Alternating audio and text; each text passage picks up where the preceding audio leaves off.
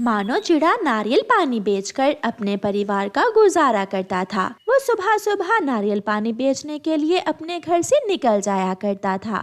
नारियल पानी वाला, ठंडे ठंडे नारियल पानी वाला, नारियल पानी ले लो, नारियल पानी। हरियाली तोती वहाँ आती है। अबे ओ नारियल पानी वाले चाचा। बताइए बताइए हरियाली, एक पूरा या हाफ नारियल पानी लोगी? मुझे एक बड़े वाला नारियल पानी दो। ऐसे मानो चिड़ा पूरा दिन घूम घूम कर नारियल पानी बेचा करता था। मानो शाम को अपने घर आता है और अपनी पत्नी को कहता है, गुड़िया की मम्मा, ये लो आज की कमाई, इसमें आधे पैसे घर के राशन के लिए और आधे पैसे मेरी बेटी की पढ़ाई के लिए रख लो। मैं कहती हूँ जी, थोड़ा अपने ऊपर भी ध्यान दिया करो, आजकल तुम्हारी तबीयत भी ठीक नहीं रहती। क्या करूँ, बिटिया की भविष्य की भी चिंता है मुझे। इस तरह उनके दिन खुशी खुशी कट रहे थे।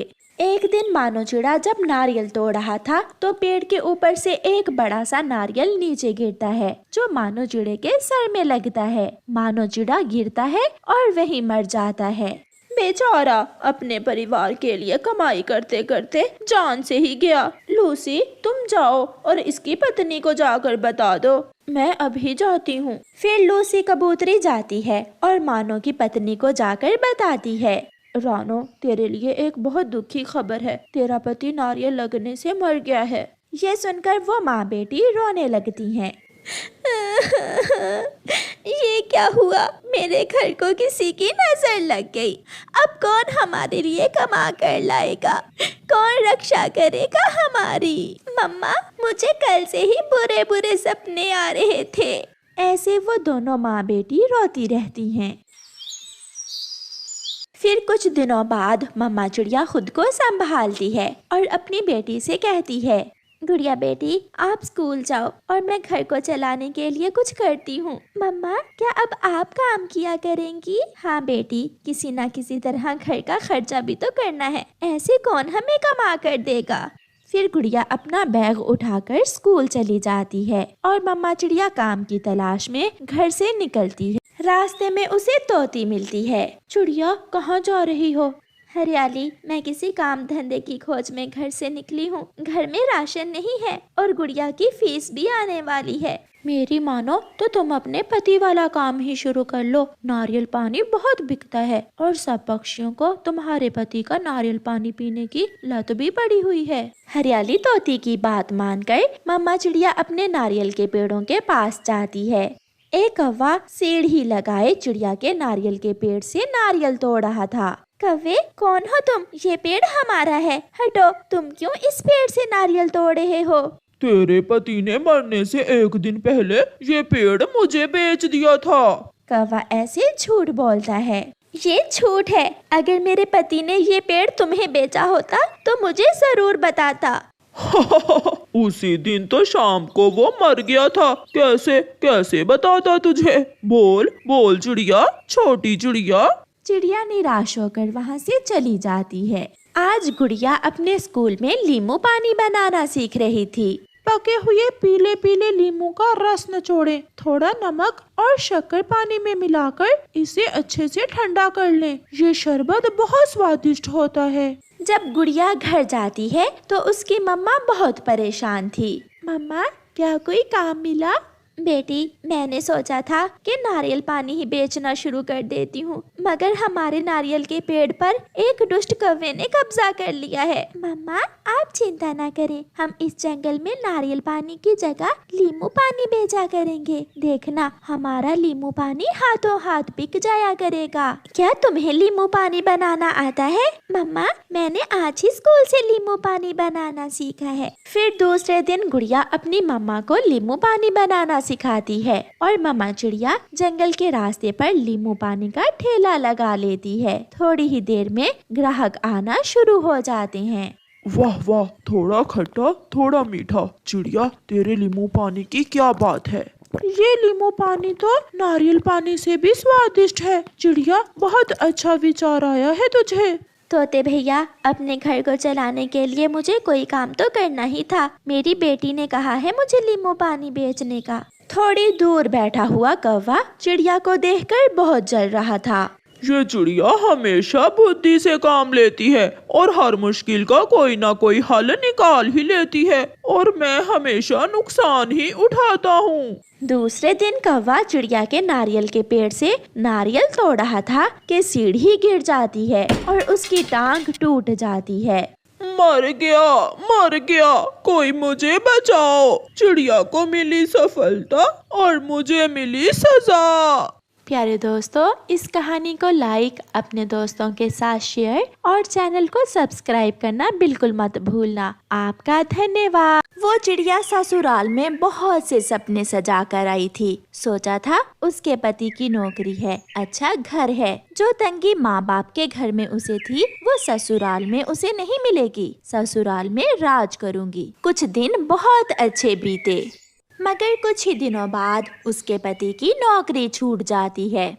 मानो मुझे अब अपने काम पर तेरी जरूरत नहीं है, जा कोई और धंधा कर ले या फिर किसी के घर नौकर रह जा। मालिक, मैं क्या करूँगा, मुझे काम से मत निकालें। ऐसा ना करें साहिब, मेरी तरफ से भीख मांग जाकर, मैं तेरी कोई मदद नहीं कर सकता।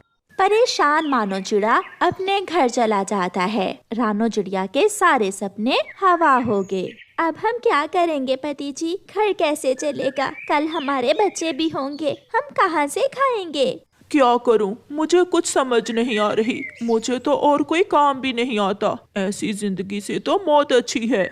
ना, ऐसी बातें ना करें आप। ऐसे ही कुछ दिन गुजर जाते हैं। उन्हीं दिनों में चिड़िया एक अंडा देती है, जिसमें से एक छोटा सा बच्चा निकलता है जो बहुत सुंदर था। माँ, भूख लगी है, माँ कुछ खाने को दो। माँ, मैं बहुत भूखा हूँ। मम्मा चिड़िया अपना मुंह दूसरी तरफ करके रोने लगती है।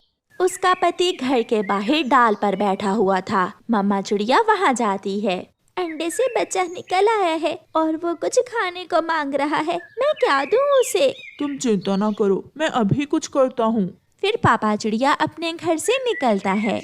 वो अपने पुराने दोस्त कबूतर से कुछ पैसे उधार लेता है। तुम्हारा बहुत बहुत धन्यवाद कबूतर, तुम्हारा ये एहसान मैं सारी जिंदगी याद रखूंगा। अब जाओ और अपने बच्चे को खाना लेकर दो। रास्ते में पापा चिड़िया को 2 डाकू लूट लेते हैं और उसे मारकर एक पेड़ पर फेंक देते हैं। वो चोर पैसे तो ले जाते हैं और साथ ही एक परिवार की खुशियाँ भी छीन कर ले जाते हैं। जब मम्मा चिड़िया को खबर मिलती है तो वो बहुत रोती है। मैं बिल्कुल अकेली हो गई। कौन मेरा सहारा बनेगा? कौन मेरे बच्चे को खाना ला कर देगा? मैं ऐसा करती हूँ, अपना ये घर बेच देती हूँ और जो पैसे आएंगे मैं उनसे अपने बच्चे का पालन पोषण कर लूँगी। ऐसा सोचकर मम्मा चिड़िया जंगल के एक अमीर पक्षी बूरे कौवे के पास जाती है। साहिब, मैं घर बेचना चाहती हूँ, आप मेरा घर खरीद लें। देखता हूँ, न जाने मुझे तेरा छोटा सा घर पसंद भी आता है या नहीं। फिर बुरा कौवा अपने एक नौकर के साथ मम्मा चिड़िया का घर देखने जाता है। ये घर तो बहुत छोटा सा है, मगर मेरा नौकर रह लेगा इस घर में। फिर बुरा कौवा मम्मा चिड़िया को कुछ पैसे देकर वो घर खरीद लेता है। अब बेचारी मम्मा चिड़िया अपने छोटे से बच्चे को टोकरी में उठाए हुए जंगल की दूसरी तरफ चली जाती है और वहाँ जाकर एक तिनकों का घोंसला बनाने लगती है। मम्मा, आप थक गई होंगी। मम्मा, मैं छोटा हूँ, इसलिए काम में आपकी मदद नहीं कर सकता। जब मैं बड़ा हो जाऊंगा तो आपको बहुत सुखी रखूंगा। जीते रहो मेरे बेटे, एक माँ को अपने बच्चों के लिए काम तो करने ही होते हैं। फिर एक दिन मम्मा चिड़िया उड़ती हुई जा रही थी कि उसे उसका एक पुराना क्लास फेलो मिल जाता है। अरे, तुम रानो हो ना? वो कॉलेज के दिन याद करो जब तुम गाना गाया करती थी। हाँ, मुझे याद है। तुम सूजू ही हो ना? हाँ, मैं सूजू ही हूँ। तुम यहाँ क्या कर रही हो? रानो चिड़िया रोने लग जाती है। क्या बताऊं, मेरी तो दुनिया ही उजड़ गई। पति मर गया, घर बिक गया, और थोड़े से पैसे हैं मेरे पास जिनसे मैं अपने बच्चे का पालन पोषण करूंगी। बहुत बुरा हुआ ये सब, मगर जब हम कॉलेज में पढ़ते थे तो तुम ही कहा करती थी कि जिंदगी में कभी उम्मीद ना छोड़ो। फिर तुमने क्यों छोड़ दी? चलो मेरे साथ, मेरी एक चूड़ियाँ बनाने वाली फैक्ट्री है। मैं तुम्हें कुछ चूड़ियाँ फ्री में देता हूँ और तुम उन्हें बेचकर अपना काम चलाओ। फिर रानो चिड़िया सूजू से कुछ चूड़ियाँ ले लेती है और अपना काम शुरू करती है। कुछ ही दिनों में रानो चिड़िया की चूड़ियाँ बिक जाती हैं। इस जंगल में तो कोई भी चूड़ियों की बड़ी दुकान नहीं है। मैं चाहती हूँ कि हम इस जंगल में एक बड़ी चूड़ियों की दुकान बना लें।